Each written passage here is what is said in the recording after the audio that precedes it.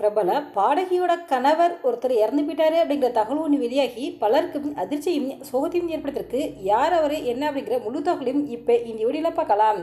பல்வேறு மொழி படங்களின் பாடல்களை பாடியதன் மூலம் மிகவும் பிரபலமானதான் உஷா உதுஃப். இவர் 1969ஆம் ஆண்டு சென்னை நைட் கிளப்பில் பாடியதன் மூலம் தன்னுடைய இசை பின்னத்தை தொடங்கினாங்க. அதன் பிறகு பல்வேறு நைட் கிளப்பில் நிகழ்ச்சியில் பாடியிருக்காங்க. அதே மாதிரி டெல்லியில் நடைபெற்ற நைட் கிளப்பில் இவங்க பாடியிருக்காங்க.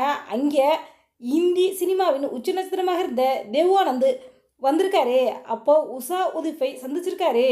இவரின் திறமையை பார்த்த தேவ் ஆனந்த் அவர்கள் அவரே இயக்கிய ஹரே ரமா ஹரே கிருஷ்ணா என்ற திரைப்படத்தில் உஷா உதுஃபை பாட வைத்தார். இதன் மூலம் பாலிவுட் சினிமாவிற்கு பின்னணி பாடியாக அறிமுகமானவங்க தான் உஷா உதுஃப். 1970-80 காலகட்டத்தில் சூப்பர் ஹிட் பாடல்களை பாடியதன் மூலம் மிகவும் பிரபலமானவங்க தான் உஷா உதுஃப்.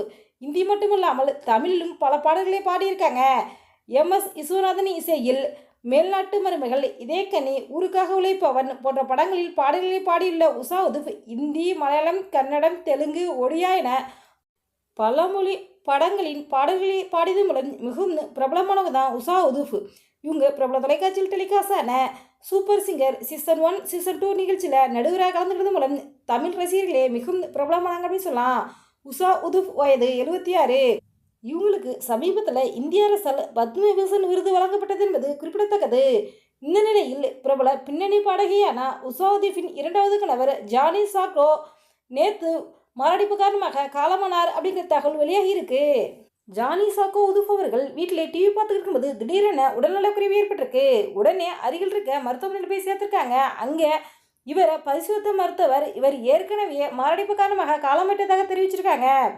பிரபல பின்னணி பாடகியின் கணவர் திடீரென காலமான செய்தி வெளியாகி திரையுலகிற்கு பலருக்கும் அதிர்ச்சியும் சோகத்தையும் ஏற்படுத்திருக்கு.